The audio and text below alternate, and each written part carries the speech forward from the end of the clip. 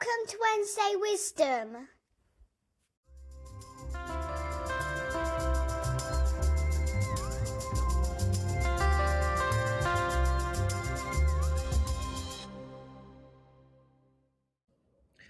Good morning. This is Jos Visser, the author of Wednesday Wisdom, and this week's article is called Big Machine People. A side effect of big tech's longevity, their unconstrained hiring from 2010 to 2022, and the subsequent layoffs since 2023, is that there are now a lot of people around whose resumes feature a stint at a FANG company. By and large, these are big machine people. I count myself lucky that when I joined Google in 2006, not everything was amazing yet. We built binaries with carefully crafted makefiles, we ran services on machines operated by the Babysitter platform, and compiling and testing happened on an underpowered cluster of machines that was so overloaded that you had no hope in hell getting anything done once the offices on the west coast of the US woke up and started submitting jobs.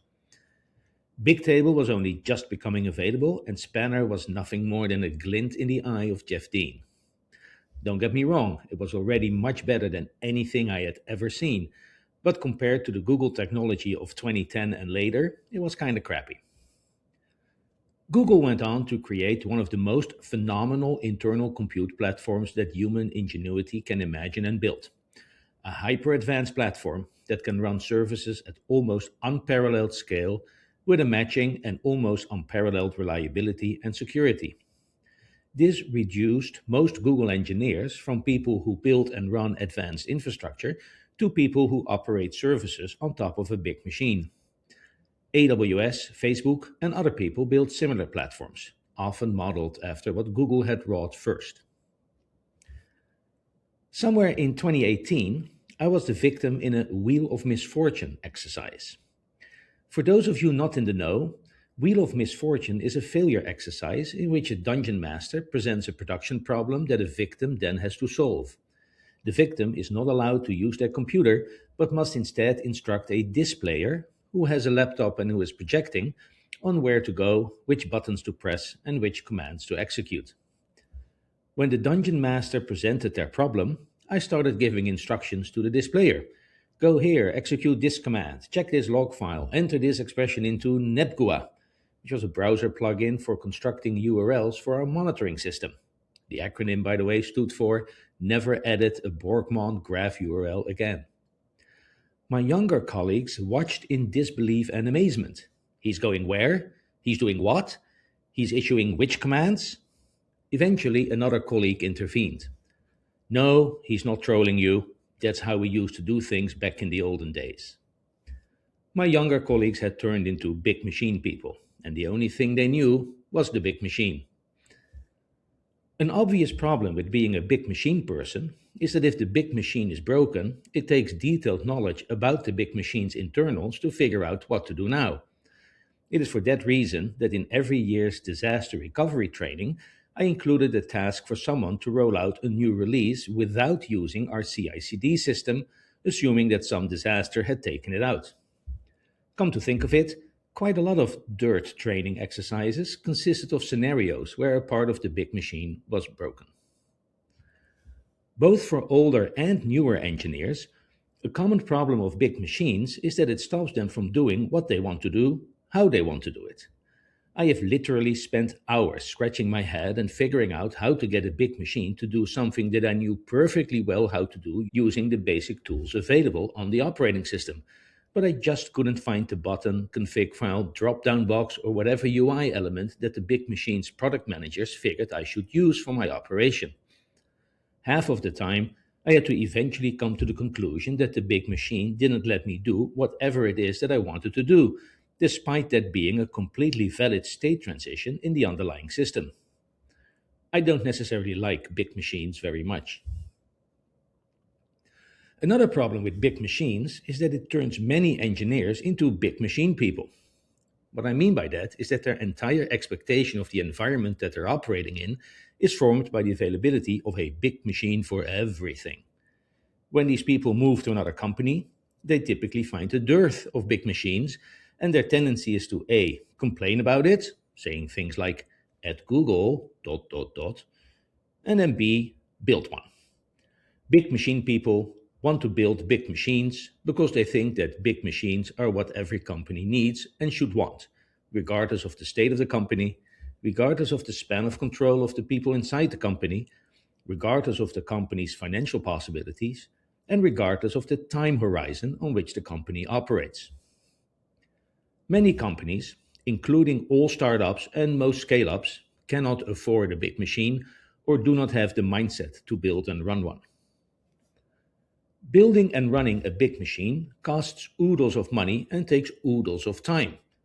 Time and money that a company might not have at all, or that, all things considered, it might want to spend somewhere else. Nothing wrong with that. Many startups just try to make it to the end of the quarter, and many scale ups are racing towards the break even point in the most cost effective way. A big machine might not help with that. In my career, I've come across many big machine people in not quite so big machine companies. As is natural for them, whenever they see a problem, they want to fix it by building a big machine. They go on to write a big design doc, organize a big review meeting, and try to assemble a relatively big team to realize the big machine in a big project that takes a big amount of time. These projects often fail in a big way because eventually someone figures out that a group of people is working on something that does not promise any value in the short term. Many startups and scale ups do not have the stamina to build a big machine. That's not because they're bad people, but building a big machine requires a big sponsor, and the organizations in these small and growing companies are often continuously in motion, with sponsors moving around and new people coming in who do not see the value of the big machine. You really need a big, stable company to build a big machine. When people ask me what working at Google was like, I often answer that Google is the Germany of engineering. Everything takes a lot of time to build, is hugely expensive, and when it is ready, it's about 3 times as good as it needs to be. For reference, when people ask me what working at Facebook was like, I answer that they are the France of engineering. Whenever they need to build something really good, like the TGV or the Ariane rocket, they're right on it. But most of the time, they're like, meh, let's finish this quickly and drink more wine.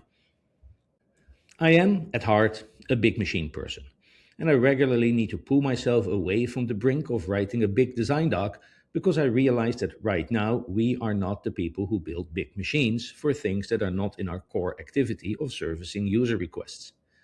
I also regularly remind colleagues who I suspect of being big machine people that they are better off proposing a simpler solution that we can build quickly and then later extend when it gets traction. That last sentence is a key. We might not want to build a big machine right here, right now, but we do need big thinking to make sure that the small machine we build is good enough and can be extended to become a slightly bigger machine. The absence of big machines does not mean terrible chaos. Instead, it should mean a swarm of smaller machines that are just good enough to solve the problems we have and that we don't want to live with. Big machine thinking combined with big execution gave us the F 35. Big thinking but small execution gave us drones.